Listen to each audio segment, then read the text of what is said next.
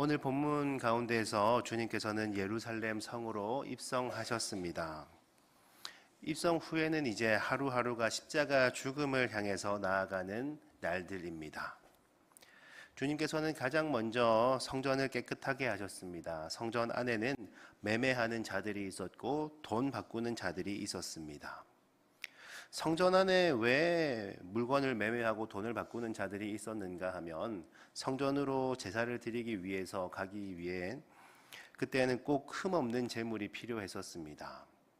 제물을 잡아서 가야 하는데, 그런데 성전에서 가까운 사람들이야 흠없는 동물을 잡아서 이제 갈 수 있다고 하지만 멀리서 오는 경우에는 꼭 흠이 생기기 마련입니다.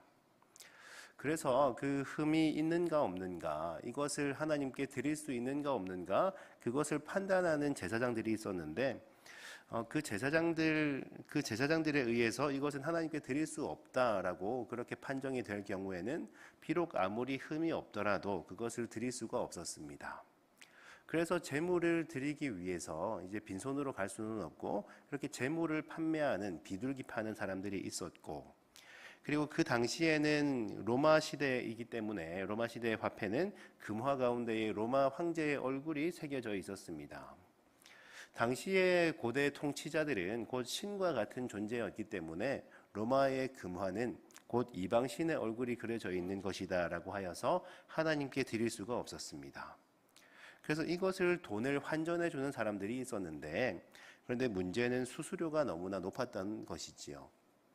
성전에서 파는 비둘기는 시중에 최고 15배까지 받았다라는 그런 기록들도 있고, 그리고 환전을 하는 데에서도 똑바로 환전을 해주는 것이 아니라 그것을 수수료를 더 붙여서 입속을 취하는 그런 모습들이 있었습니다.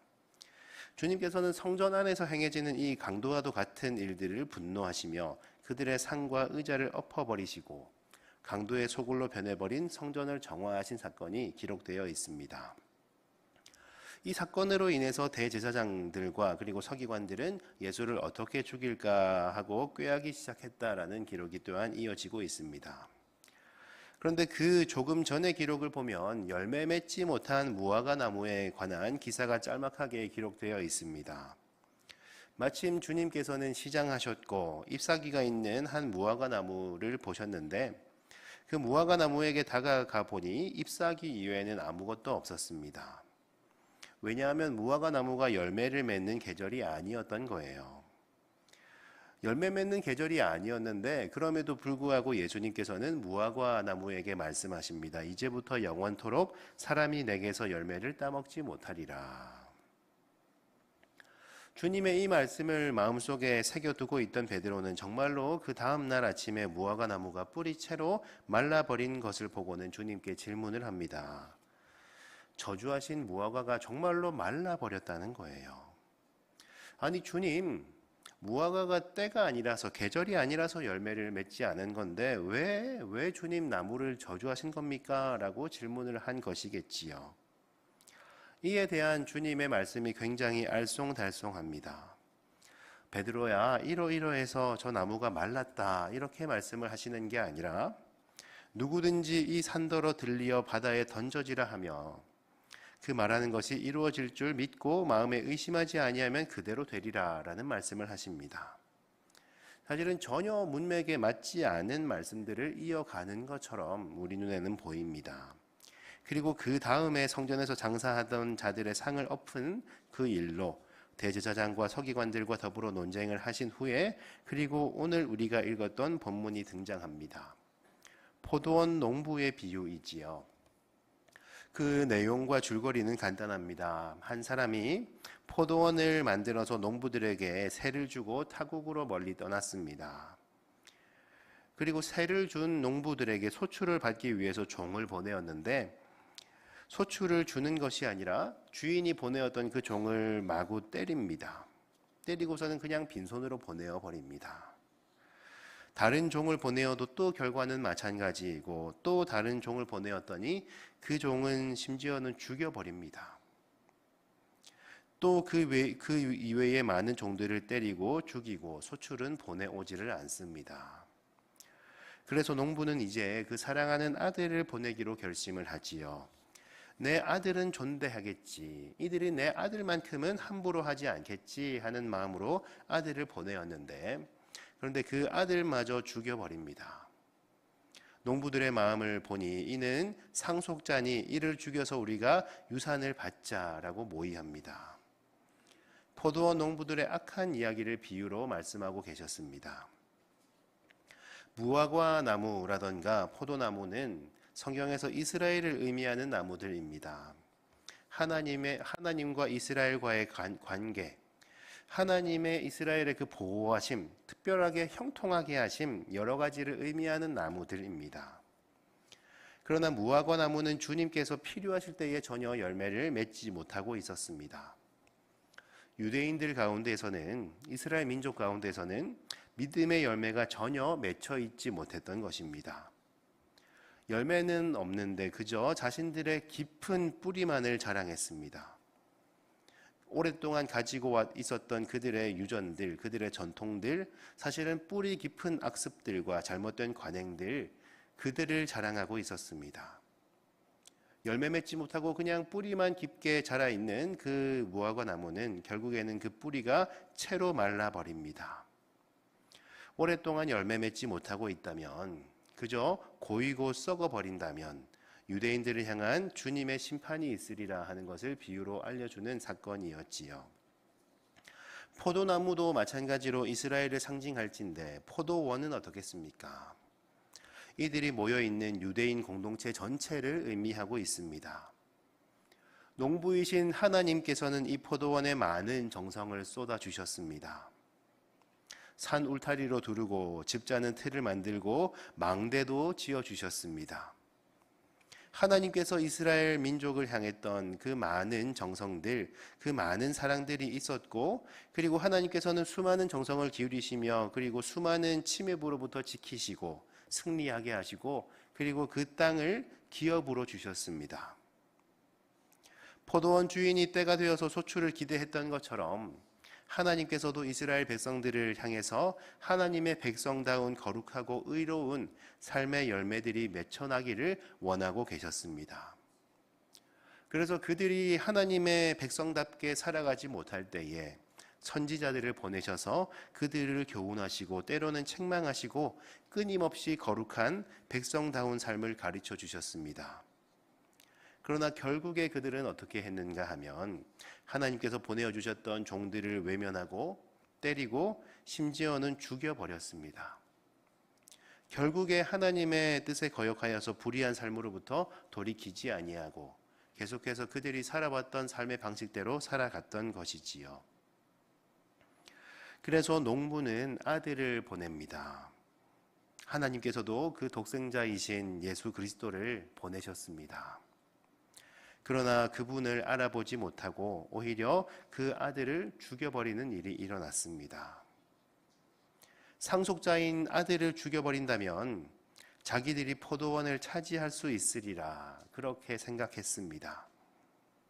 그러나 우리는 예수 그리스도가 없이는 하나님께서 주시는 그 땅을 기업으로 받을 수 없는 존재들이지요. 유대인들은 이것을 다른 것으로 얻어낼 수 있으리라 생각을 했습니다. 그래서 그들은 외적으로 금식하며 기도했고 누구보다 열심히 금식을 하며 누구보다 간절하게 기도했고 사람들이 다 보는 앞에서 정말 당당하게 기도하곤 했었습니다. 그리고 다른 사람들은 알지 못하는 율법의 여러 가지 조문들을 줄줄이 외우면서 그것을 자랑하며 살아갔었습니다. 그러나 그 안에 형식만 남아있는 그들의 안에는 하나님을 향한 경외는 사라지고 주님께서는 이를 향해 마치 회칠한 무덤과 같다라며 이들을 책망하셨습니다. 겉으로는 깨끗해 보이지만 그 안에는 썩은 시체가 있는 것 같이 너무나 역겹다라고 주님께서 말씀을 하신 거였지요. 결국에 이들은 예수님의 비유와 같이 하나님의 독생자이신 예수 그리스도를 십자가에 못 박아 죽여버립니다. 우리는 이 말씀을 읽으면서 이 말씀이 그저 책 속에 등장하는 옛날 이야기라던가 아니면 우화와 같은 이야기라고 듣고 남의 이야기라고 넘겨서는 절대로 안 됩니다. 이 말씀은 2000년 전에 이스라엘 백성들을 향한 말씀이자 또한 동일하게 이 시대를 살아가는 우리들에게 나에게 하시는 말씀과도 같습니다. 하나님의 백성다운 아름다운 삶의 열매를 얼마나 맺으며 살아가고 계십니까? 우리는 하나님을 닮아가는 하나님의 자녀들이라고 정말로 자신 있게 말씀하실 수 있는 분들이 우리들 가운데 얼마나 있으십니까?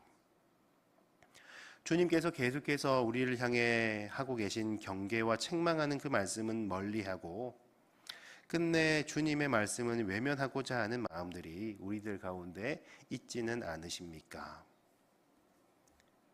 사실은 포도원의 농부들, 이들이 어떤 옛날 이야기 속에서 농부의 아들을 죽인 것이 아니라 하나님의 독생자를 죽인 사람이 누구인가 하면 바로 우리들이었던 거예요. 내가 그랬던 겁니다. 이 이야기가 그저 남의 이야기가 아니라 이 나쁜 농부들은 왜 그랬을까? 우리가 책을 보며 그렇게 생각하는 것이 아니라 이 포도원 농부가 나와 같구나라는 고백들이 우리들 가운데에 있기를 바라고 소망합니다.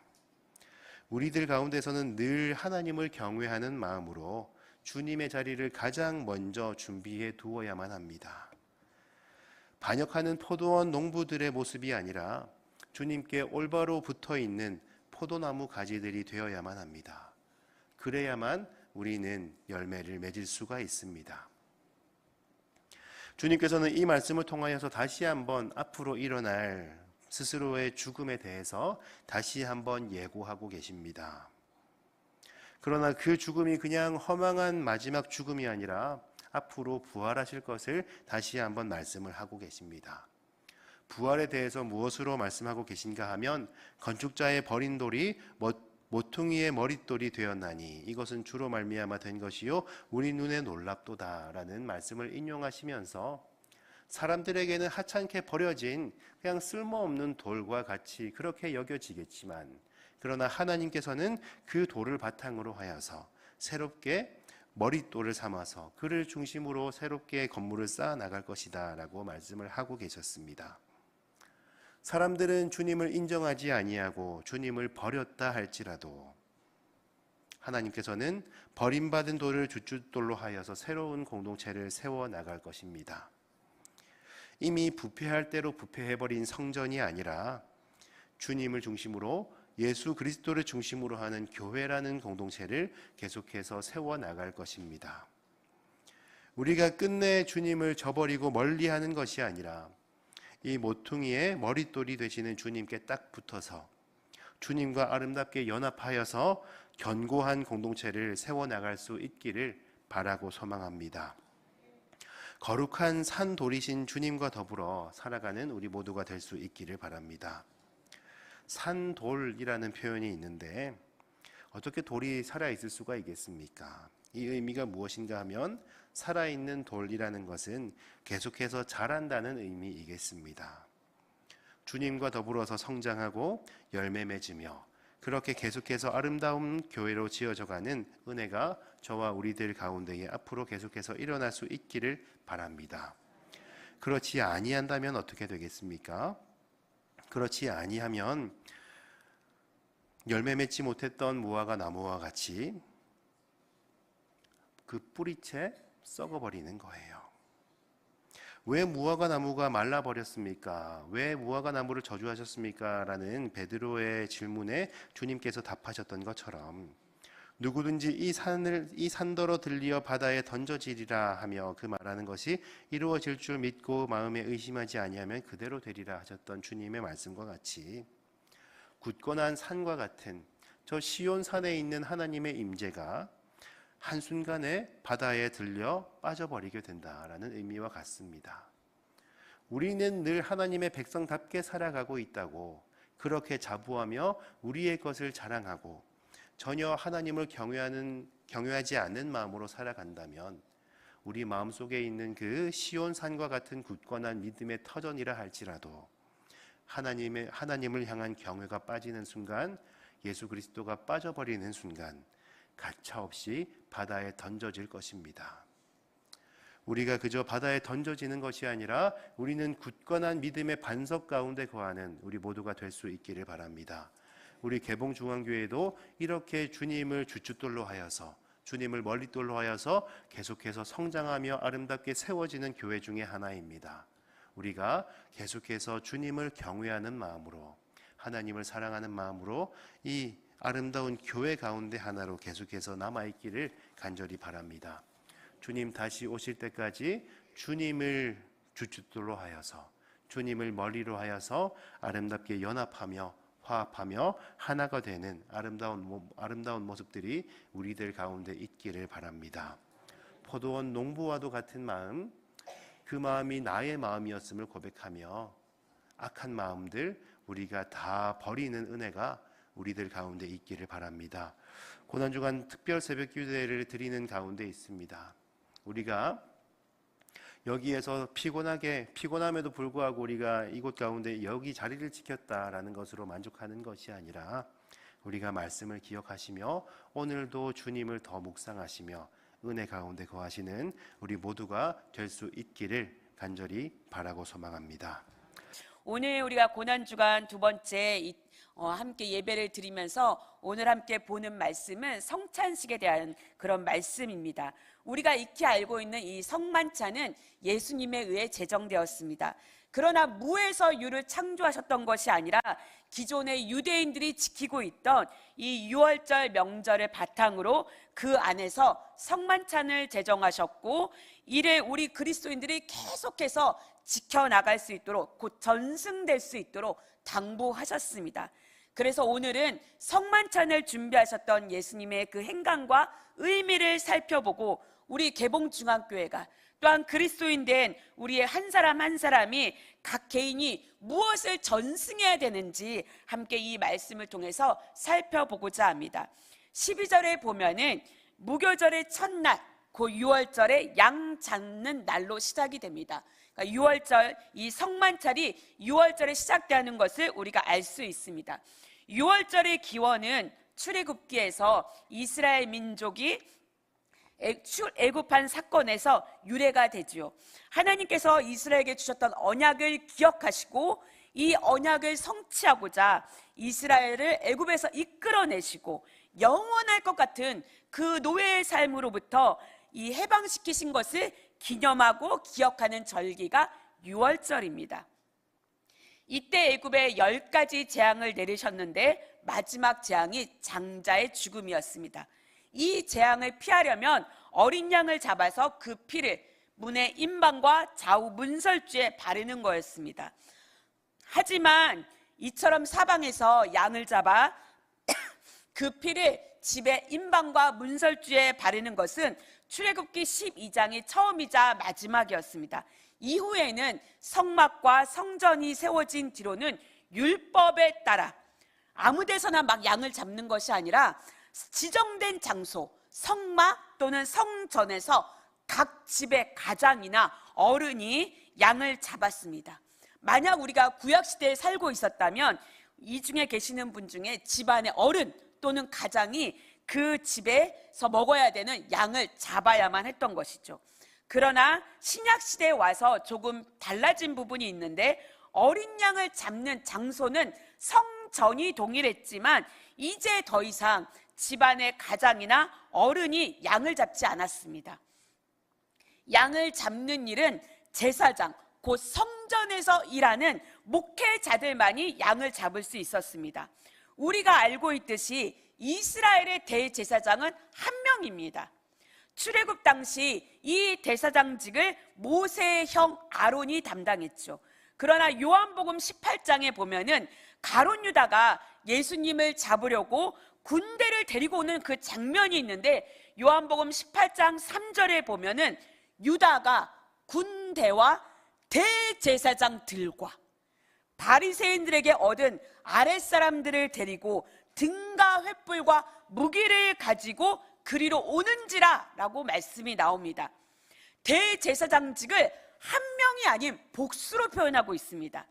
우리 교회만 봐도 목사님은 여러 명이 계시죠. 하지만 담임 목사님은 한 분입니다.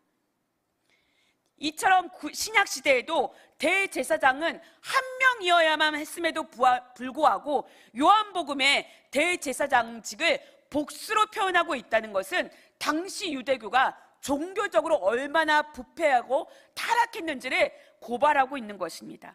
신약 시대 전까지 제사장의 수는 약 1,000명이 조금 넘었다고 합니다. 그러나 예수님 시대에 들어와서 이 제사장의 수가 급격히 증가해서 무려 1만 명 이상까지 급증했습니다. 말 그대로 목회자가 과잉포화되는 그런 상태에 이른 것입니다.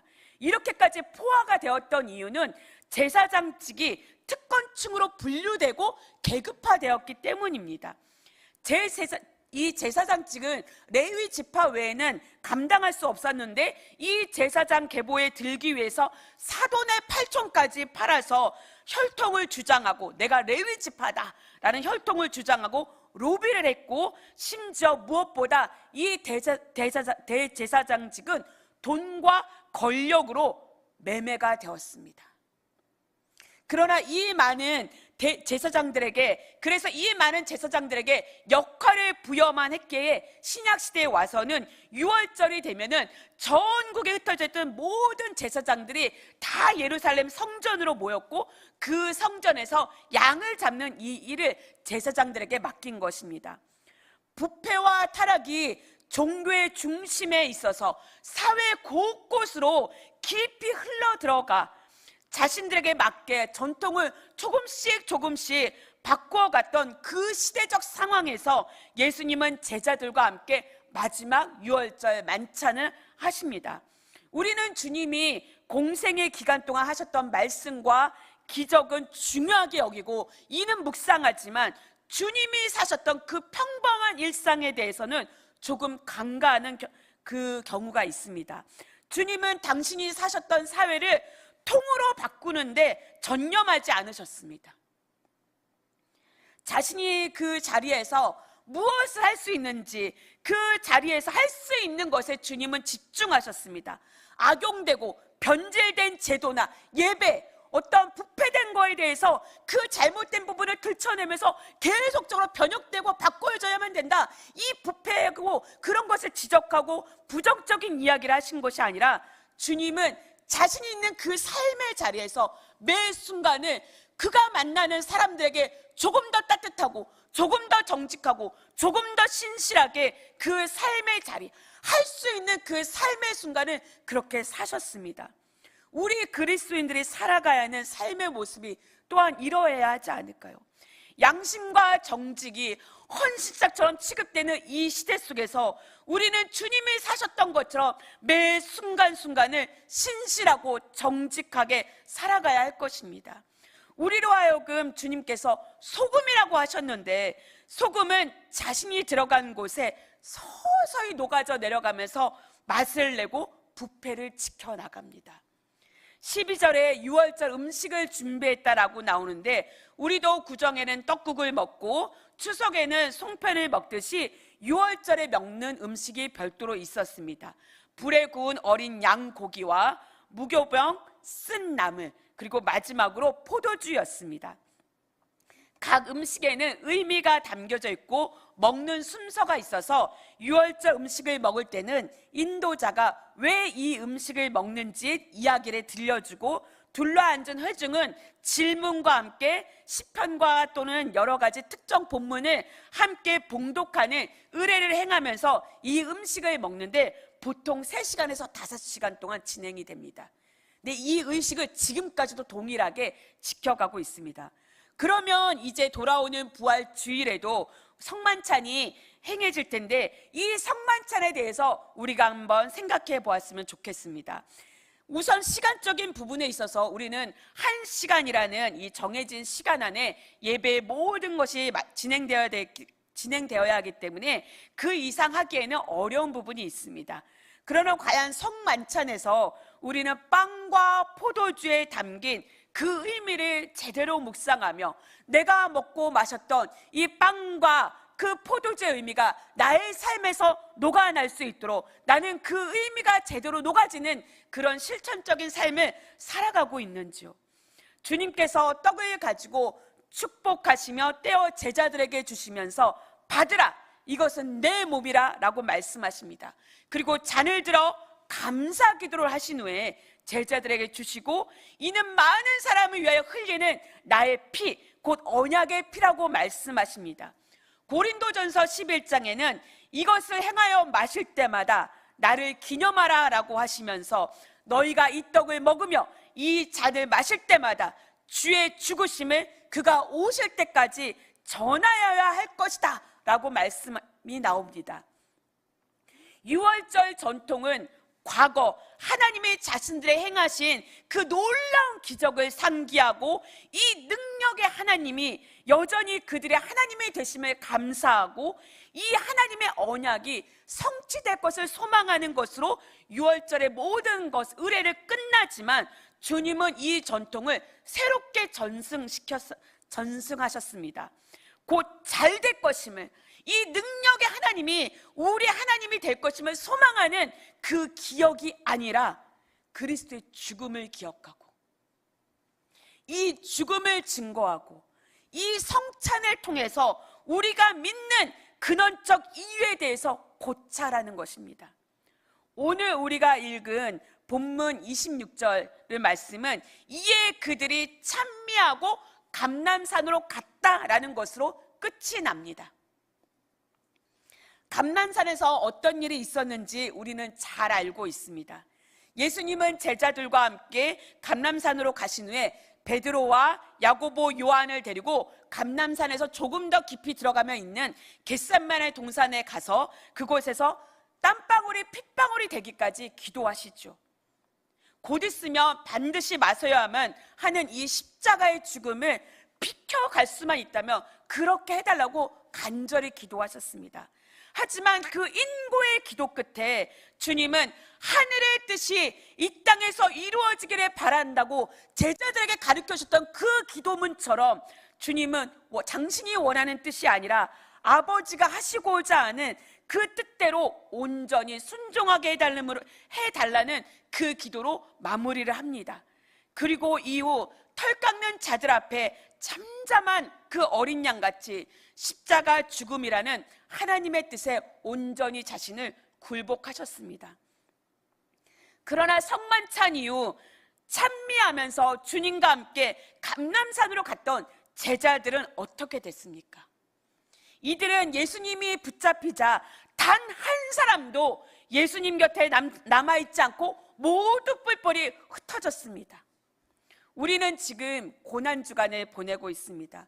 조금이라도 더 자고 싶은 이 새벽에 잠을 설쳐가면서까지 여기에 모인 것은 우리가 주님을 사랑하기 때문이죠. 나도 이렇게 통해서 이 고난주간에 내 잠이라도 조금 더 깨워서 이 함께 모여서 예배하면서 하나님께 나 이만큼 주님 사랑해요 라고 주님께 뭔가 내 사랑을 보이고 싶은 그 간절한 마음이 있고, 또 교회를 사랑하는 마음이 있기 때문에 우리가 이 자리에 함께 있다라고 생각합니다. 그러나 이렇게 함께 모여 예배드리고 찬미하고 주님을 높이는 것으로 우리가 할 것을 다 했다라고 해서는, 그렇게 여겨서는 안 됩니다. 우리가 흩어진 각자의 삶의 자리, 그곳이 가정이든 직장이든 어디든 우리는 내가 선 그 자리에서 주님이 살 한 점까지도 우리를 살리기 위해 내오셨던 그 주님을 기억하며, 나는 오늘 하루 동안 한 개라도 더 붙잡으려고, 한 개라도 더 얻어내려고, 자리 하나라도 더 올라가려고 발버둥 치고 있지는 않는지 나 자신을 돌아보면서 움켜쥐려고 했던 그 손을 펴서 하나님의 십자가 앞에서 나를 비우는 그 일을 오늘 하루 동안도 우리가 살아내야 됩니다. 그리고 허공에 흩어지는 공허한 말이 아니라 우리의 삶으로 그리스도를 믿는 사람의 삶은 정말 저렇게 그 삶에서 은은한 향기가 나는구나라고 주위에 둘러선 사람들이 먼저 말할 수 있도록 우리의 삶으로 그리스도를 나타내야 됩니다. 어떻게 이런 삶이 가능할까요? 찬미하고 끝이 아니라 주님이 그러하셨듯 우리도 우리 하나님 앞에서 내 생각대로 내 뜻대로 살고 싶은 그 욕망과 욕구를 토해 놓음으로 하나님의 뜻이 더 강하게, 더 굳건하게 서서 우리를 이끌어갈 수 있도록 부단히 주님 앞에 우리를 내려놓아야 합니다. 우리가 전승해 주어야 하는 것은 오래된 우리의 전통이나 제도나 건물인 이 교회가 아니라 정말 지금도 살아서 우리와 함께 하시는 그 그리스도가 되어야 하지 않겠습니까? 이 새벽에 예배를 드리는 것으로 그리스도인으로서 내가 오늘 해야 될 모든 것을 다 끝냈다가 아니라 우리의 정말 시작은 이 예배 이후부터입니다. 주님의 죽음을 기억함으로 우리도 그 오늘 하루 동안 내가 내려놓아야 할 것은 무엇인지, 내가 비워야 할 것은 무엇인지를 묵상함으로 찬미하고 끝나는 것이 아니라 우리의 삶을 통해서 그리스도가 나타나고 증명되는 우리 그런 믿음의 삶을 살아갈 수 있는 개봉중앙교회 우리 모두가 되기를 간절히 기도드립니다. 지난 시간 우리는 예수님께서 잡히시기 전날 밤에 일어났던 최후의 만찬 사건을 함께 살펴본 바가 있었습니다. 주님께서는 최후의 만찬이자 동시에 최초의 성찬을 우리 가운데 베풀어 주셨습니다. 그래서 우리는 먹고 마실 때마다 주님을 기억하며 기념하곤 하지요.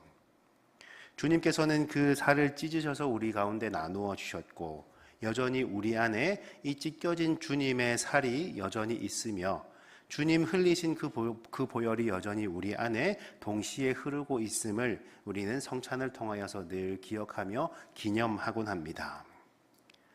6월절 어린 양의 피로 이스라엘 백성들이 구원받았던 것처럼 주님께서 친히 6월절 어린 양이 되셔서 제물이 되셔서 우리를 죄에서 구원하셨음을 우리는 다시 한번 기억하는 시간들이지요. 그렇게 만찬을 나누신 후에 즐거운 만찬의 자리 후에 주님께서는 즐거운 분위기 가운데에 마치 찬물을 끼얹는 듯한 말씀을 하십니다. 무엇인가 하면 너희가 다 나를 버리리라 라고 말씀을 하고 계셨습니다. 그리고 뒤에 하신 말씀이 무엇인가 하면 다시 살아나신 후에 제자들보다 먼저 갈릴리로 가리라 라고 말씀을 이어가셨습니다. 이 말씀을 들은 베드로는 다시 한번 주님께 항변하지요. 다 버릴지라도 나는 그리하지 않겠나이다. 베드로의 뜨거운 진심이었습니다. 그러나 주님께서는 앞날을 다 아시고서는 말씀하십니다. 내가 진실로 내게 이르노니 오늘 이 밤 달기 2번 울기 전에 내가 3번 나를 부인하리라. 그리고 그 말씀 후에 오늘 우리가 읽었던 본문이 기록되어 있었습니다. 겟세마네 동산으로 주님께서는 향하십니다. 이제는 정말로 십자가가 코앞에 다가왔습니다. 우리가 읽은 42절 본문은 주님을 파는 자가 이제는 코앞에 가까이 왔음을 말씀하고 계셨습니다. 겟세마네 동산에서는 기도할 동안에 제자들에게 여기 앉아 있으라 말씀을 하시고서는 베드로와 야고보와 요한에게는 따로 그들을 데리고 가십니다. 그리고 지금까지의 예수님의 모습에서는 보기 힘들었던 모습을 이 3명의 제자들에게 보이고 계십니다. 매우 놀라시며 슬퍼하시며 내 마음이 심히 고민하여 죽게 되었노라 하고 말씀하시며 그 지치고 두려운 마음을 제자들 앞에서 토로하고 계셨습니다. 십자가를 지기 위해서 이 땅에 오신 우리 주님이셨습니다마는 그러나 예수님께도 십자가는 분명히 두려움이었고 그리고 너무나 큰 괴로움이었습니다. 너무 고민하여 죽게 되었으니 너희는 여기서 깨어 있으라. 얘들아 너희들만큼은 여기에서 나와 함께 기도하자. 이렇게 말씀을 하시고서는 주님께서는 기도하러 가십니다. 겟세마네 기도로 잘 알려진 기도문이지요. 이때가 자기에게서 지나가기를 하나님께 구하셨습니다. 그러나 그렇게 구하고 있으셨던 예수님께서는 어느 순간 주님의 기도가 바뀌어 가고 있음을 우리는 발견할 수가 있습니다. 36절 말씀인데요. 36절 말씀을 우리가 함께 읽어보았으면 좋겠습니다. 함께 읽습니다. 이르시되 아빠 아버지여 아버지께는 모든 것이 가능하오니 이 잔을 내게서 옮기시옵소서. 그러나 나의 원대로 마시옵고 아버지의 원대로 하옵소서 하시고. 아멘. 아버지의 원대로 하나님의 뜻대로 하시기를 주님께서는 간구하고 있으십니다. 그렇게 십자가를 통해서 온 인류의 죄를 사하시는 하나님의 뜻 가운데에 철저하게 순종하십니다. 우리는 이렇게 한 절 구절로 읽었습니다만 사실은 이 기도가 얼마나 처절하고 얼마나 피가 나는 고백이었겠습니까? 우리는 사실은 그저 글씨를 읽기만 해도 마치 피가 거꾸로 솟는 것만 같은 굉장히 치열한 고백이었습니다. 주님께서 올려드리셨던 이 기도, 나의 뜻대로 마시옵고 나의 원대로 마옵시고 아버지의 원대로 하옵소서. 주님의 이 기도와 우리들의 기도를 비교해 본다면 어떻습니까? 여러분들 앞에서 참 부끄러운 고백을 합니다마는 저와 같은 평범한 사람이 기도하는 내용과 주님께서 기도하셨던 이 내용을 보면 그 거리가 얼마나 먼 것인지 모르겠습니다. 저는 이렇게 기도할 때가 너무나 많이 있었던 거예요. 하나님, 하나님의 뜻대로 하지 마시고 한 번만, 이번 한 번만 저의 뜻을 좀 들어주십시오. 이렇게 때를 쓰는 기도가 얼마나 많이 있었는지 모르겠습니다. 저의 기도 제목은 살펴보면 이렇습니다. 아버지여, 위험이 피해가게 하시고 안전한 삶을 살아가게 하시고 평안하게 하옵소서. 이것이 너무나 크고 간절한 기도의 제목들이었습니다. 이 상황에서 빗대어 보면은 사실은 십자가를 피해 가겠다는 것, 십자가를 피하고 싶다는 것이 저의 기도 제목이었던 거예요. 우리는 늘 그렇게 기도하고 찬송하지 않습니까? 십자가를 지고 주님을 따라가는 삶을 살아가게 하옵소서. 굉장히 고상한 언어로 정말 수없이 하나님께 기도드려 왔었습니다. 그러나 십자가는 그저 우리 머릿속에 있는 낭만적인 언어나 교회당을 장식하고 있는 어떤 장식이 아닙니다. 십자가라는 것은 그저 조금 힘겹고 고생스럽고 참고 나아가는 그런 상황들을 말하는 것이 아닙니다. 십자가는 무엇인가 하면 십자가는 죽음입니다. 이 십자가를 지는 것이 하나님의 뜻이라면, 십자가를 지는 것이 아버지의 뜻이라면 나의 원대로 마시옵고 아버지의 원대로 하옵소서. 주님께서는 그렇게 기도하고 계셨습니다. 예수님의 이 기도에 하나님께서는 응답하셨습니다. 예수님의 이 기도에 응답하시는 하나님의 마음을 우리가 감히 알 수는 없지만 그 마음을 짐작해 본다면 어떠실까요? 가장 사랑하시는 독생자를 십자가에 못 박아야 하는, 십자가에 못 박히는 것을 그저 지켜봐야만 하는 그 마음은 어떻겠습니까? 사랑하는 자녀가 죽어가는 것을 그저 지천에서 바라보아야만 하는 아버지의 마음이 도대체 어떤 것이겠습니까? 천군 천사를 다 동원하여서 그들을 단번에 심판하실 수 있는 분들께서 그리하지 아니하시고 이 험악한 십자가를 묵묵히 견뎌내시고 다 참아내십니다. 도대체 왜 그러셨습니까? 그래야만 우리가 살기 때문입니다. 그래야만 내가 살기 때문입니다.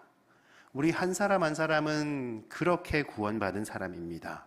그것이 바로 우리 주님의 마음이셨습니다. 주님께서는 이렇게 기도하시고서 제자들에게 오셔서 보니까 제자들은 잠을 자고 있었습니다. 사실은 제자들의 하루 일정을 살펴보면 굉장히 피곤하고 고되었던 하루였습니다. 예수님께서 치열하게 논쟁을 하는 장면 가운데 함께 있었고, 예수님이 배고프고 시장하셨을 때도 그때에도 제자들도 함께 배가 고팠었고, 예수님께서 십자가에 달릴 것을 생각조차 못하고 있던 제자들은 정말로 피곤하고 고단한 하루였습니다. 우리는 사실 늘 깨어 있어야만 합니다.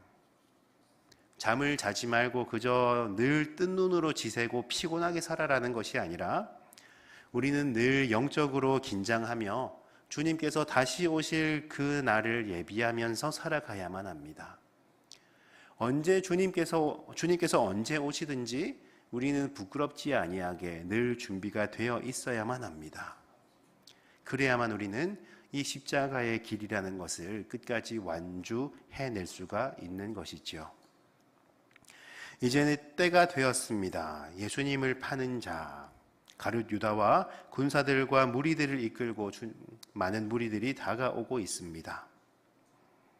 주님께서는 끝까지 가룟 유다까지도 사랑하셨고, 그리고 유다에게 그 죄에서 돌이킬 만한 수많은 기회들을 이미 주셨습니다마는, 그러나 끝내 가룟 유다는 돌이키지 아니하고 훗날 돌이킬 수 없는 선택을 해버립니다.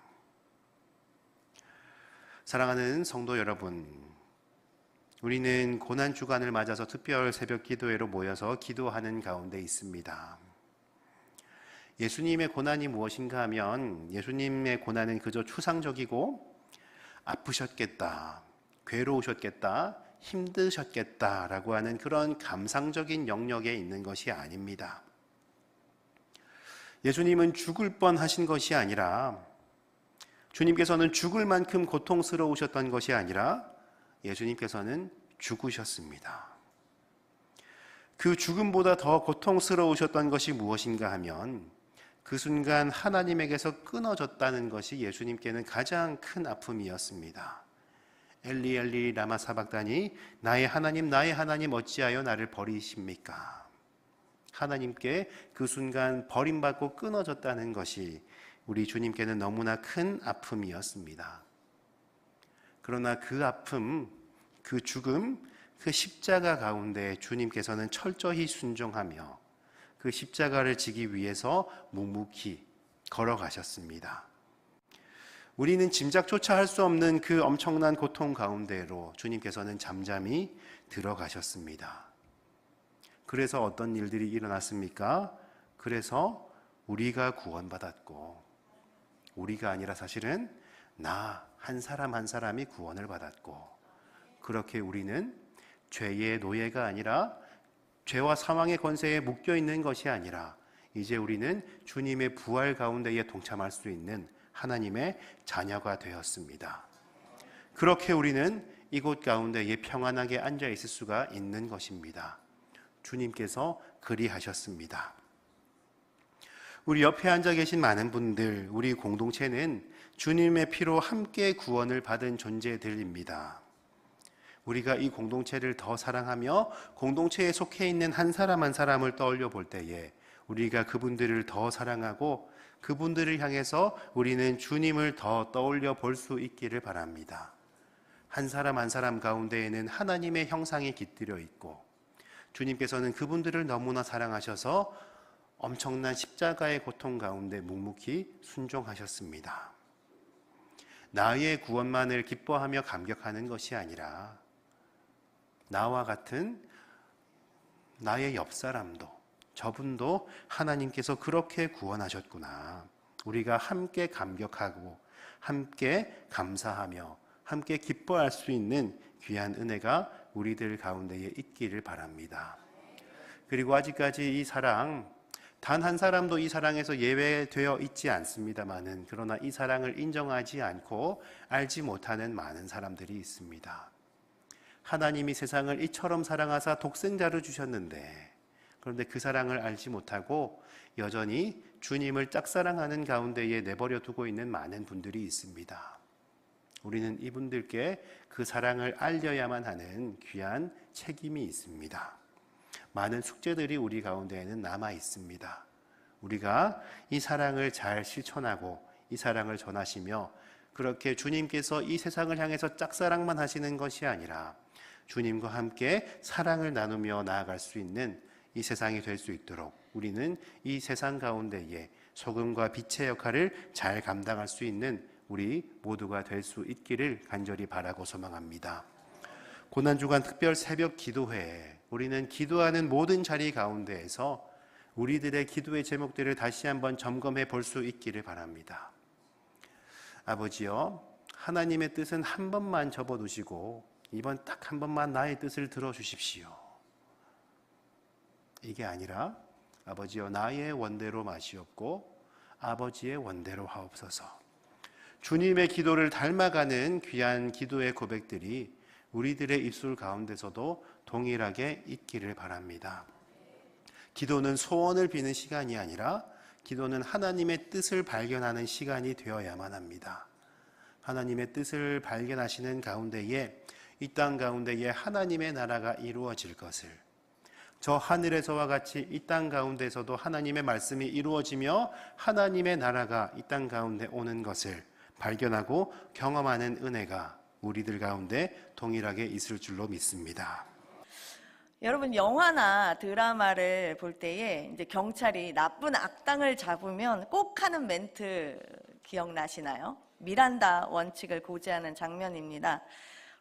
이렇게 이야기를 하죠. 당신을 현행범으로 체포합니다. 당신은 묵비권을 행사할 수 있으며 변호사를 선임할 수 있습니다. 당신의 진술은 법정에서 불리하게 적용될 수 있습니다. 이런 멘트 들어보셨나요? 네, 오늘 우리가 함께 나눌 이 말씀은요, 예수님께서 묵비권을 행사하고 계시는 장면입니다. 자, 이 묵비권은요, 자신에게 불리한 진술을 거부하는 그 권리입니다. 그래서 사람들이 침묵을 하지요. 그런데 예수님은 어떠셨나요? 자신에게 불리한 진술이셔서 예수님께서 거부하셨습니까? 우리가 오늘 한번 말씀을 나눠보도록 하겠습니다. 그 당시 로마는요, 유대 지역을 다스리고 있는데 헤롯 대왕이 죽은 후에 이스라엘은 세 지역으로 나눠서 총독들이 관리하였습니다. 우리 사진 한번 같이 보도록 하겠습니다. 유대와 이 사마리아 지역은요, 사진 한번 띄워주시겠어요? 네. 자, 유대와 사마리아 지역은 핑크색으로 나타나 있는데 아켈라오가 다스리고 있었고, 갈릴리아 베레스 파란색으로 나눠져 있는 곳은 안티파스가, 이두레와 드라고니스는 빌립 초록색으로 되어 있는 그 지역이 서로 나누어서 이렇게 관리를 하던 중에 이 핑크색 아켈라오가 너무 억압적으로 통치를 하다 보니까 대규모 반란이 일어날 것을 이제 그 위협을 앞세워서 결국에는 쫓겨나게 됩니다. 그리고 그 자리에 누가 오게 되냐면 우리가 잘 알고 있는 본디오 빌라도가 오게 되었습니다. 자, 이 빌라도는요, 내려주셔도 됩니다. 빌라도는 창으로 무장한이라는 이름의 뜻을 가지고 있어요. 그래서 본디오라는 그 가문이 로마 제국의 지방 호족으로 로마 제국 초기에 이제 기사 가문 출신이었다라고 이야기를 하거든요. 그래서 군사적인 업적을 인정받아서 이런 지위를 누리지 않았는가라는 이야기를 하기도 합니다. 이 요세푸스에 따르면 빌라도는 잔인하고 폭력적이었다라고 기록하고 있습니다. 그리고 반유대주의적인 성향을 지니고 있어서 갖가지 만행을 저질렀는데 점점 그 갈등이 고조되면서 빌라도의 정치적인 입지가 좁아지고 있었습니다. 이렇게 무자비한 성향을 지닌 빌라도를 유대 종교 지도자들이 몰랐을까요? 알고 있었죠. 너무나 잘 알고 있었기 때문에 예수를 끌고 가서 빌라도 앞에 세우면 순조롭게 사형 언도를 내려줄 것이다 라고 판단을 하고 계획적으로 움직였습니다.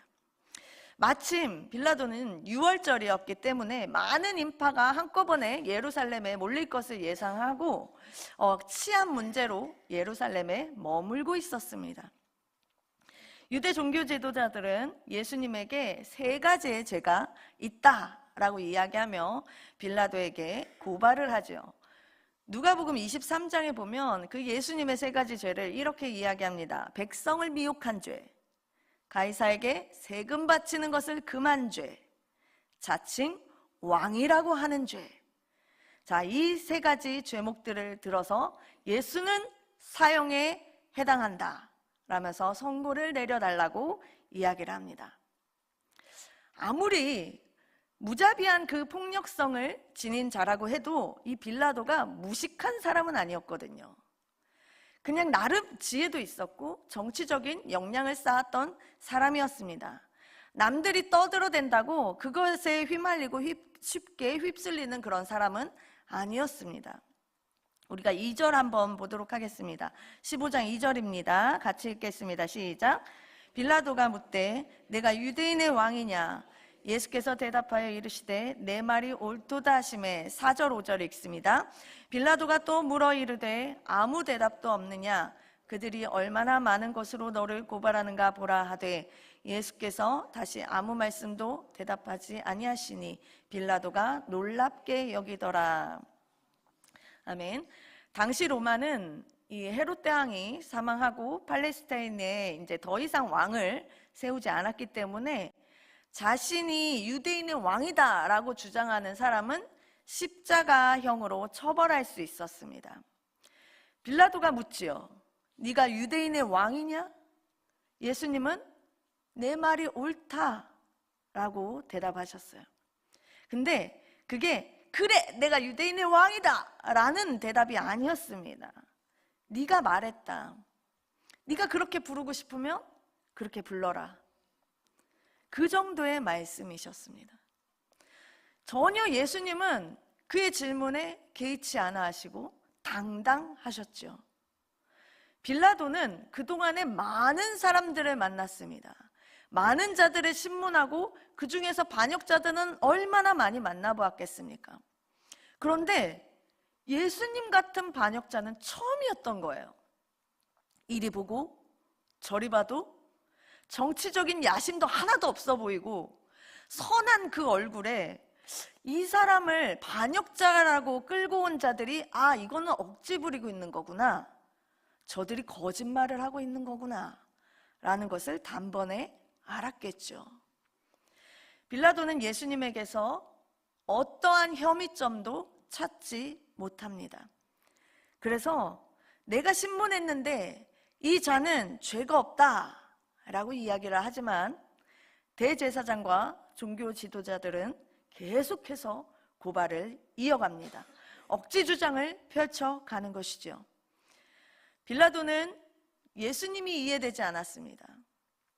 증거도 조작되고 불충분한 데다가 억지 주장으로 이렇게 고발당한 게 뻔하니까 자신에게 항변하라고 변호하라고 이야기를 하지만 예수님은 침묵하시는 거예요. 로마 법정에서는 이 피고가 자신을 변호하는 그 말이 판결에 가장 큰 영향을 미쳤습니다. 그래서 피고가 침묵할 때에 재판관은 3차례를 계속 물어요. 그래도 피고가 침묵을 하면 이 모든 죄를 인정하는구나 라고 간주하였습니다. 그렇기 때문에 빌라도는 더더욱이 이 예수님의 침묵이 이해되지 않는 것이죠. 지금 항변에도 모자를 파네. 이대로 침묵하는 건 스스로 죄를 다 뒤집어 쓰겠다라는 것으로밖에 보이지 않았기 때문입니다. 예수님은 왜 침묵하셨을까요? 우리가 표현을 한다라는 것이 말로 하기도 하지만 침묵으로도 표현을 하기도 합니다. 침묵에는 여러 가지 종류가 있는데요. 알지 못하고 깨닫지 못해서 하는 무지한 침묵, 그리고 양심의 가책을 느끼면서도 숨기기 위해 하는 그런 비겁한 침묵이 있습니다. 또 하나는 듣기 위해 또 배우기 위해서 준비하는 침묵이 있죠. 예수님의 침묵은 무지하고 비겁한 것도 아닌 깨닫지 못한 상대방을 향한 그들을 애통해하는 침묵이었어요. 사랑의 침묵이었습니다. 예수님은 무엇이든지 하실 수 있는 능력의 하나님이십니다. 그럼에도 불구하고 아무 말도 하지 않으신 것, 그냥 침묵하신 것은 나를 구원하시기 위한 예수님의 결심이었습니다. 하나님의 뜻하신 그 계획에 순종하시겠다라는 강력한 표현이었습니다. 예수님은 날 위해 침묵하고 계시는데, 나의 구원을 위해서 침묵하시는데 나는 주님 앞에 침묵하며 듣고 있을까요? 계속 아니면 내 소리만 내고 있을까요? 지금 밖에서는 시끌시끌 아주 웅성웅성 큰 소리로 군중들의 고함 소리가 들립니다. 안에서는 예수님이 조용히 침묵하고 계십니다. 이 대조를 이루는 그 사이에서 빌라도는 스스로 판단해야 했습니다. 아무리 생각해봐도 예수라는 이 사람이 로마 제국에 어떠한 위협도 되지 않는다라고 생각을 했죠. 그래서 생각난 전례가 있었습니다. 바로 유월절 사면이었어요. 자, 명절이 되면 총독이 무리의 청원대로 죄수한 사람을 놓아주는 그 전례가 생각난 것입니다. 아, 이것을 이용해서 예수를 사면하고자 하였습니다. 당연히 그들이 예수를 원할 줄 알았죠. 유대교 지도자들은 그 로마의 이스라엘 통치에 위협이 되는 사람을 고발할 정도로 그 로마 정권에 충성하는 자들이 아니었거든요. 그래서 그것을 알고 있었고 이들이 시기함으로 벌인 일임도 알고 있었습니다. 그래서 밀란을 꾸미고 그 안에서 살인하고 체포된 자 바라바를 이야기합니다. 그러나 이미 대제사장들은 무리를 충동해 나왔습니다. 여론을 조작해놨고 선동하고 있습니다. 백성들은 예수님의 우리를 로마의 압제에서 구원해 줄 메시아라고 믿었는데 지금 이렇게 힘없이 결박당하고 재판받고 있는 걸 보니까 분노를 느끼게 되는 거예요. 자신들이 원했던 그 이스라엘의 독립을 예수님이 이제는 실현시켜 줄 수 없다라고 판단되자 순식간에 그를 향한 그 분노가 끌어올랐습니다. 그래서 무죄한 그 예수님 대신에 바라바를 풀어달라고 외치게 되죠. 예수를 십자가에 못 박으라. 예수를 십자가에 못 박으라. 연신 소리칩니다. 이 군중의 외침은 악으로 흘러가고 있습니다. 이들이 빌라도를 향해서 소리 지른 이유가 정의와 공정을 위해서였을까요? 아니죠. 대제사장들에게 선동되었기 때문입니다.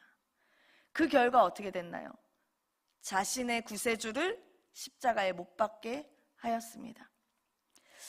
제대로 알아보지도 않고 바르게 판단하지도 않고 남의 말만 듣고서 함부로 고함치는 것은 자칫 악으로 흘러가기 쉽습니다. 차라리 그들이 침묵했었더라면 구세주를 죽인 그런 살인자들이 되지는 않았겠지요. 그러나 이 모든 일에 침묵이 아닌 악한 말들로 가득했다라는 것입니다. 그들은 언변이 뛰어났으나 결과는 살인과 죽음뿐이었습니다. 빌라도는 바라바를 원하는 그 이야기에 당황했을 거예요. 예상하지 못했던 답이었기 때문입니다. 하지만 빌라도는 누가 더 두려웠나요? 군중들이 더 두려웠죠. 그래서 불의하고 비겁한 판결을 내립니다. 우리가 15절 함께 읽도록 하겠습니다. 15절입니다. 빌라도가 무리에게 만족을 주고자 하여 바라바는 놓아주고 예수는 채찍질하고 십자가에 못 박히게 넘겨주니라. 아멘. 이 군중의 요구에 따라서 예수님을 십자가형에 처하도록 내주었습니다. 여러분, 다수의 의견이라고 무조건 좋은 결과를 내게 될까요? 그렇지 않습니다. 역사를 살펴보면 소수의 악한 자들에게 선동된 무리야말로 가장 비이성적이고 악랄한 그런 결정을 내리는 주체가 되었던 것들을 우리는 볼 수 있습니다. 사람들에게 만족을 주는 그 판결을 내림으로 인해서 빌라도는 하나님의 아들을 죽였습니다. 그래서 오늘 우리의 입에도 잊혀지지 않고 예수님을 죽인 자로 불리고 있습니다. 이같이 빌라도가 판결을 하도록 예수님을 죽이기 위해 뒤에서 선동하고 불의한 재판을 이끌었던 자들은 바로 유대교를 대표하는 자들이었어요. 그들은 하나님을 잘 알고 있고 하나님을 사랑한다라고 자부했던 자들이었습니다. 그러나 자신들의 이권을 보호하기 위해 메시아를 죽였습니다. 그 속에서도 끝까지 예수님은 어떻게 하셨어요? 침묵하셨죠. 그 침묵하심으로 우리의 구원을 이루어 가셨습니다. 우리는 오늘 어떤 말들을 하고 있을까요? 우리 말이 무엇에 동원되고 있을까요? 우리의 말이 사람을 죽이는 말이 아닌 사람을 살리는 말에 사용되어지기를 원합니다. 악한 말이 아닌 하나님의 의를 이루는 그런 말이 되기를 소망합니다. 때로는 침묵이 금이다라는 말처럼 장황한 말보다 나의 짧은 생각으로 꼬리에 꼬리를 무는 그런 말을 늘어놓기보다 아니면 말지 하는 식의 던지기의 말보다 침묵할 수 있기를 원합니다. 오직 내 입에서 나오는 말은 주님만을 사랑한다고 고백하는 말들로 가득할 수 있기를 소망합니다. 고난주간 목요일입니다. 우리 가정에 크고 작은 그 문제들을 놓고 또 교회의 기도 제목들을 놓고 이 나라의 앞날을 위해서 우리가 오직 십자가의 예수님만을 바라보며 내 마음을 열고 주님의 뜻이 이곳에 이루어지기를 우리가 함께 기도하길 원합니다. 내 입술이 매일매일 나를 위해서 십자가를 선택하시고 끝까지 침묵하셨던 그 주님, 순종하셨던 그 예수님을 향한 그 고백이 끊이지 않는 우리 모두가 되기를 예수님의 이름으로 축원합니다. 오늘 본문 가운데에서 예수님께서는 십자가에 못 박히셨습니다. 제3시가 되어서 예수께서 십자가에 못 박히셨다라고 기록이 되어 있습니다. 유대인들이 사용했던 성경에 나오는 시간과 우리가 사용하고 있는 대한민국의 시간대는 약간 다릅니다. 우리는 하루의 경계를 언제라고 보는가 하면 4월 17일에서 4월 18일로 넘어가는 시간은 자정이라고 봅니다. 밤 12시가 기준이 되는 거예요. 그런데 유대인들은 그날에 해가 떠올라야지 그날이 하루가 시작된다라고 생각을 했었습니다. 물론 매일 일출 시간이 조금씩 달랐겠습니다만은 우리 대한민국의 시간대를 기준으로 하면은 아침 6시가 하루의 시작이라고 생각을 해왔었습니다. 그래서 그때가 하루의 시작이라고 생각을 했고 제3시가 되었다라는 것은 우리에게 익숙한 시간대로는 아침 9시에 사형 집행이 시작되었다라고 우리는 이해를 할 수가 있겠습니다. 그런데 우리가 계속해서 살펴봐왔던 지난 본문을 기억해보자면 예수님께서는 계속해서 재판을 받고 신문을 받고 계셨습니다. 그러면 그 심판을 받고 신문을 받았던 시간대가 언제인가 하면 새벽에 재판을 받으셨던 거예요. 시간대를 정리해보면 이렇습니다. 불과 어제 저녁에 예수님께서 제자들과 함께 드셨던 그날 저녁 메뉴가 무엇이었는가 기억하고 계십니까? 그날 저녁에 무엇을 드셨는가 하면 유월절 음식을 가지고 최후의 만찬을 나누셨습니다. 최후의 만찬이 곧 최초의 성찬이 되기도 하였었지요. 그렇게 성찬을 거행하면서 우리는 빵과 잔을 나누면서 하는 문구가 이렇게 시작이 됩니다. 주께서 잡히시던 날 밤에 빵을 드시어 감사드리신 후에 떼어주시며 말씀하셨습니다. 받으라 먹으라 이것은 너희를 위한 내 몸이라. 이렇게 성찬이 시작이 되고 있지요. 그렇게 분병과 분잔을 나누는 것이 우리가 거행하고 있는 성찬입니다. 그렇게 어젯밤에 성찬을 나누시고 하루도 채 지나지 않아서 바로 그날 밤에 곧 겟세마네에서 기도를 드리시고 거기에서 잡히시고 밤새 새벽 동안에 여기저기에서 재판과 신문을 받으셨습니다. 밤새 제대로 주무시지도 못하고 재판이 이루어졌던 거예요. 그리고 그날 밤이 지나서 하루가 시작이 되고 바로 동이 터올 무렵 아침 9시 예수님께서는 십자가에 못 박히셨습니다. 사실은 동서고금을 막론하고 사형을 집행하는 일이 이렇게 졸속적으로 급하게 진행이 되는 경우는 없습니다. 세상에 아무리 흉악한 범죄를 저지른 자라 할지라도 그 흉악범이 현행범으로 바로 붙잡혔다 할지라도 그래도 이처럼 부당한 대우를 받는 경우는 절대로 없습니다.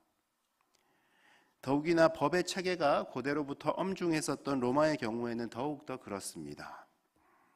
새벽에 신문을 받아서 사형을 선고하는 일도 드물 뿐더러 새벽에 사형을 선고했다고 해서 바로 그 아침에 사형을 집행하는 일이 이 세상에 어디에 있습니까? 이렇게 말도 안 되는 과정을 거쳐서 예수님께서는 십자가에 달리셨습니다.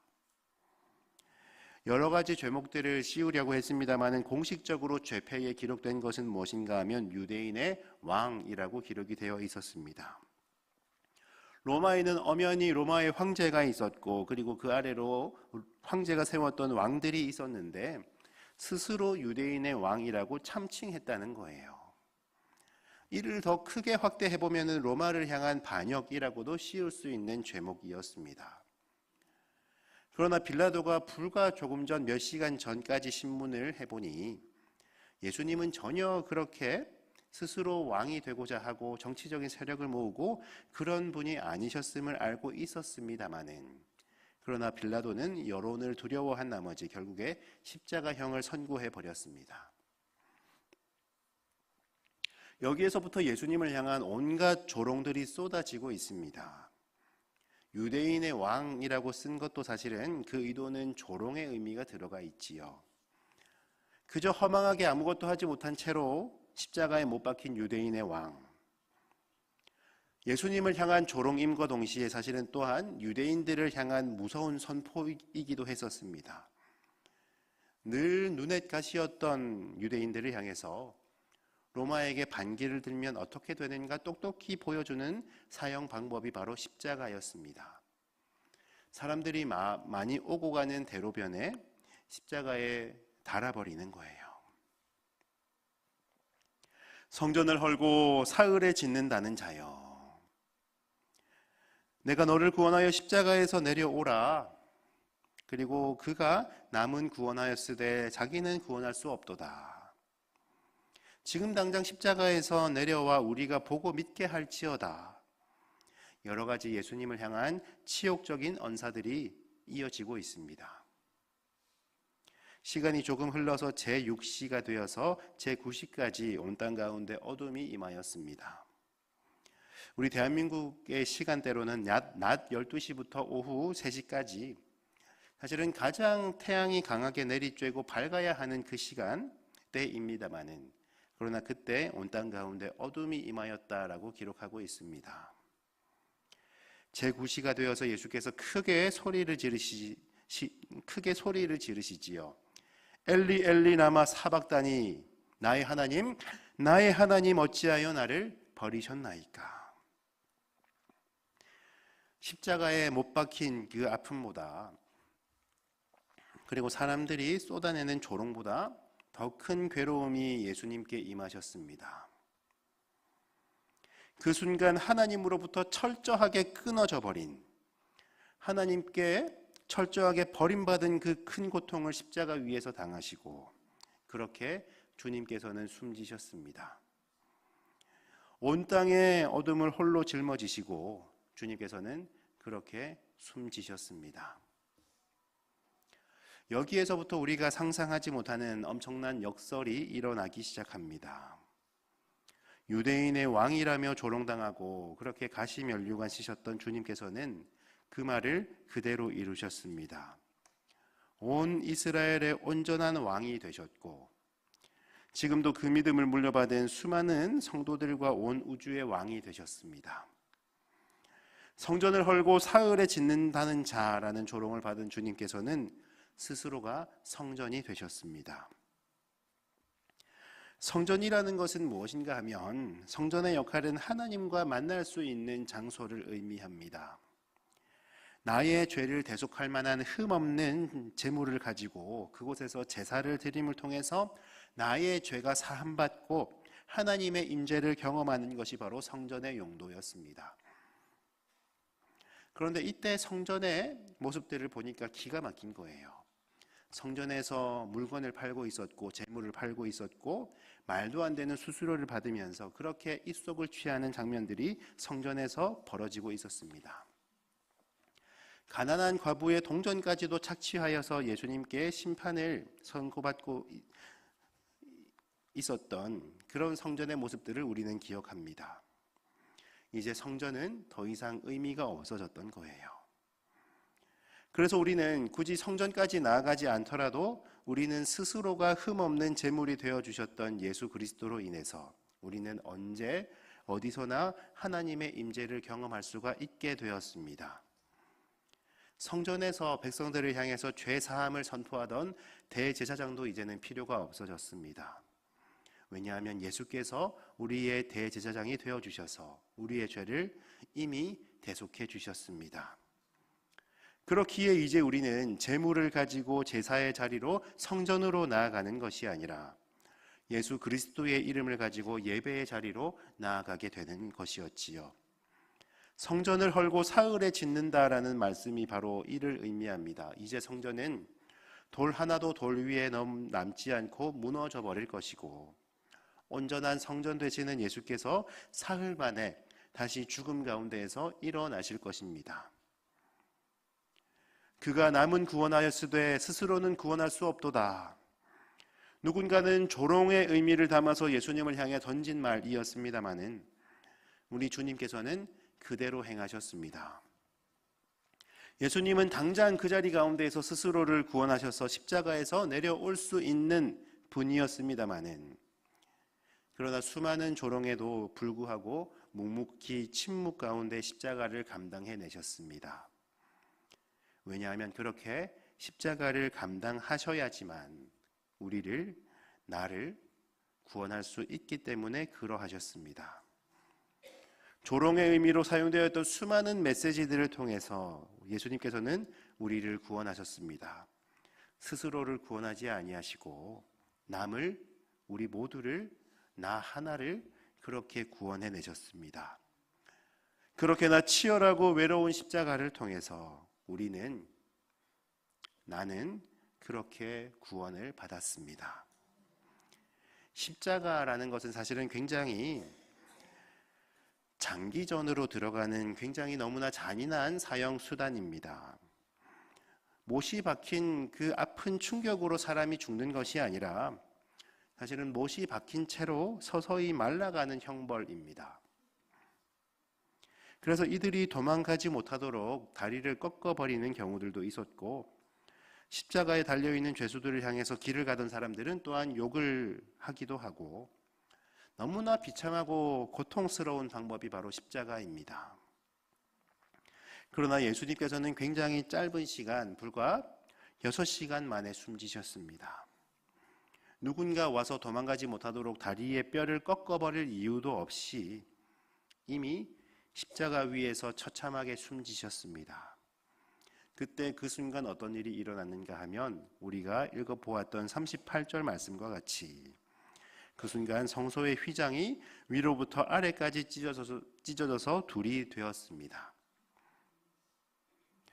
성소의 휘장이라는 것은 성소와 지성소를 구분하던 휘장입니다. 지성소에는 아무나 들어갈 수가 없었습니다. 지성소에는 오직 대제사장만이 들어갈 수 있었습니다.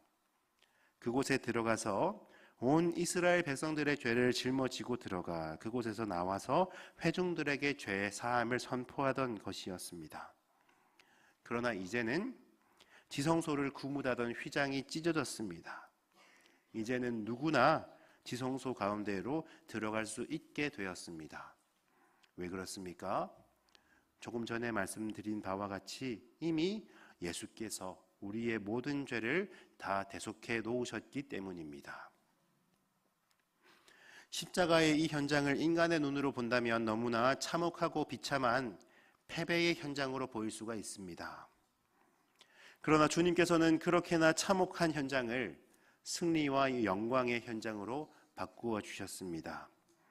십자가는 본래는 끔찍한 사형 도구입니다.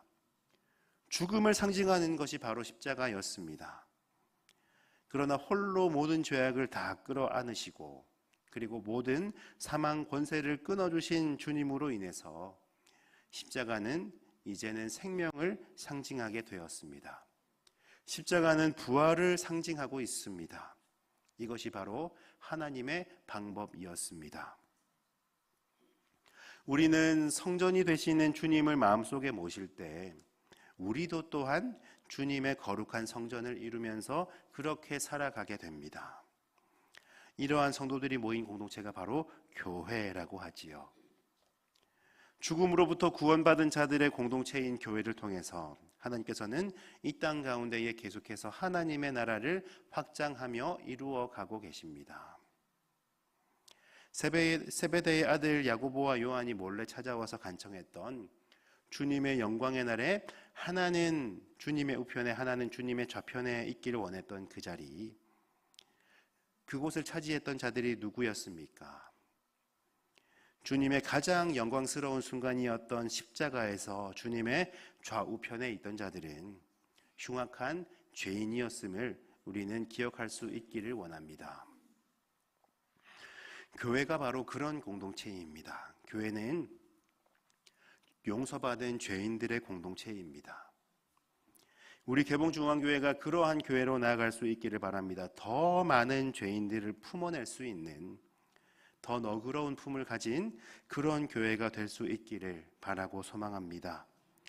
나 스스로가 사실은 죄인이었음을 잊지 않으며, 그렇게 내 죄를 사해 주신 주님의 은혜가 얼마나 큰 것인가 날마다 감격하며, 그렇게 패배를 승리로 바꾸시고 죽음을 부활로 바꾸셨던 주님과 날마다 동행할 수 있는 그런 아름다운 공동체가 될 것을 기대합니다. 주님의 좌우편에 있던 강도들을 우리는 기억합니다. 한 명은 끝까지 예수님을 욕하고 있었고, 한 명은 예수님의 십자가 위에서 올리는 그 기도를 보고 이분께서 정말로 메시아이구나 고백했던 순간들이 있었습니다. 그에게 예수님께서는 말씀하셨습니다. 오늘 밤 너는 나와 낙원에 있으리라. 우리 모두 주님과 함께 낙원에 거할 수 있는, 우리 모두 한 사람도 이탈하지 아니하고 저 하늘나라, 우리 주님 계신 저 천국 가운데에서 모두 만날 수 있는 그런 아름다운 공동체, 그런 복된 은혜의 공동체로 세워지는 우리 개봉중앙교회의 모습을 기대하며 소망합니다.